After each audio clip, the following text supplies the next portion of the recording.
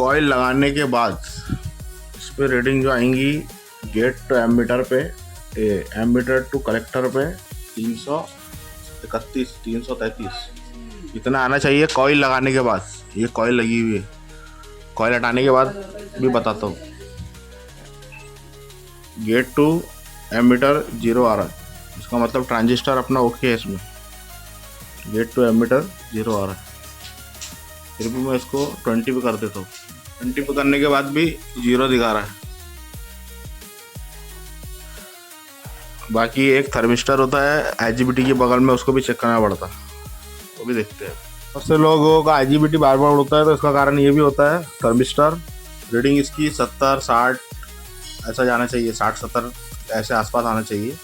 इसको मैंने अलग करके देखा तो ओके है। बाकी हीट कर रहा हूँ तो कम भी हो रहा है, ये देखो 70 आ गया। बाकी हीट कर रहा हूँ तो कम भी हो रहा है वो, जैसा मैं अभी बताता हूँ। हीट करके, कैमरा नहीं है मेरे पास लेकिन मैं स्टॉप करके दिखाता हूँ। ये देखो 53 54 हिट कर दिया मैंने यहाँ पे। ये देखो और वैल्यू बढ़ रही है, पहले कम हो गई थी, 70 से नीचे चले गई थी, अब ये बढ़ेंगी वापस 60 65 70 तक आ जाएंगी। ये देखो मैंने इसको हीट कर दिया, अभी ठंडा हो रहा होगा। आयरन से हीट करा इसको, ये ठंडा हो रहा है और इसकी वैल्यू बढ़ रही है। वही 60-70 बताया था मैंने, इतने वैल्यू आके खड़ा हो जाता है। तो ये अपना थर्मिस्टर है। IGBT उड़ने का बहुत ये भी एक काउज है, बहुत से लोगों को इसके बारे में नहीं पता, और हमारी IGBT बार बार उड़ती है, तो ये भी ज़रूरी है। ठीक है, कारण ये है कि अपना एक कॉइल के पास का कैपेसिटर लगा हुआ है, कितना है 0.27 दिख रहा होगा, 0.27 F।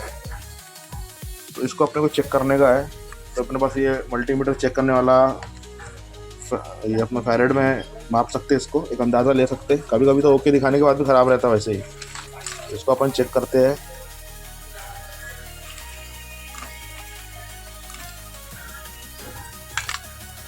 बताता हूँ, ये देखो 2.3, मतलब ये लगभग कैपेसिटर ये हमारा ठीक है। थोड़ा कम बता रहा है लेकिन चलेगा। रजिस्टर को भी अपन ने पेस्ट लगा दिए, और ये कंपाउंडिंग पेस्ट होता है हीटसिंक के लिए सबसे बढ़िया। ये IGBT पे भी लगा दिया अपन ने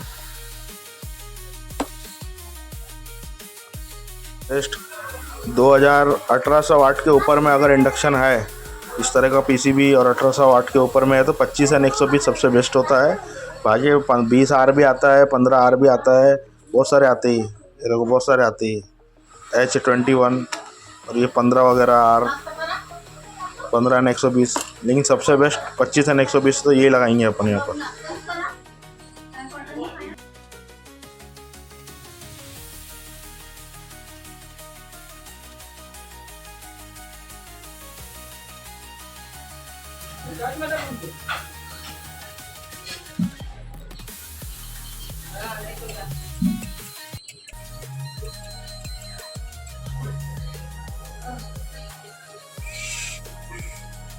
तो ये अपना माइनस बटन भी काम कर रहा है और ये प्लस बटन भी काम कर रहा है, धुआं भी उड़ रहा है देख सकते हैं, और ये 4.5 एम्पियर भी ले रहा है।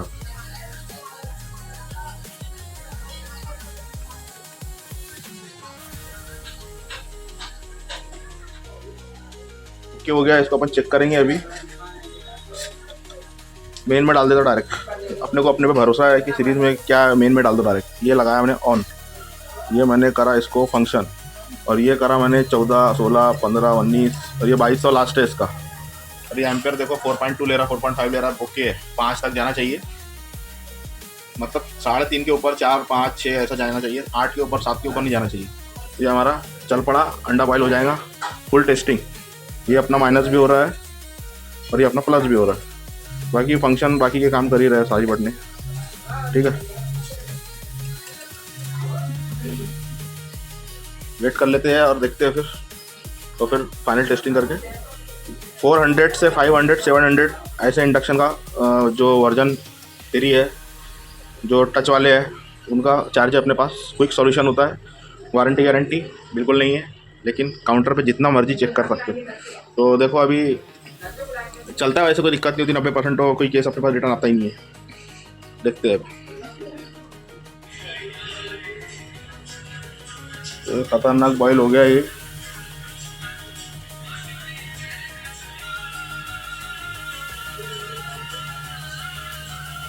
ठीक है 4.0 4.2 तो करते हैं पैक। कस्टमर आने वाला है।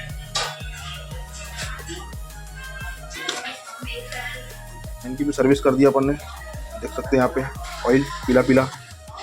ठीक है, थोड़ा जाम चल रहा था ये, जिसकी वजह से क्या है IGBT उड़ने का कारण ये भी एक है। और यहाँ पे भी पेस्टिंग करना ज़रूरी है, कांच की तरफ भी पेस्टिंग करना ज़रूरी है। और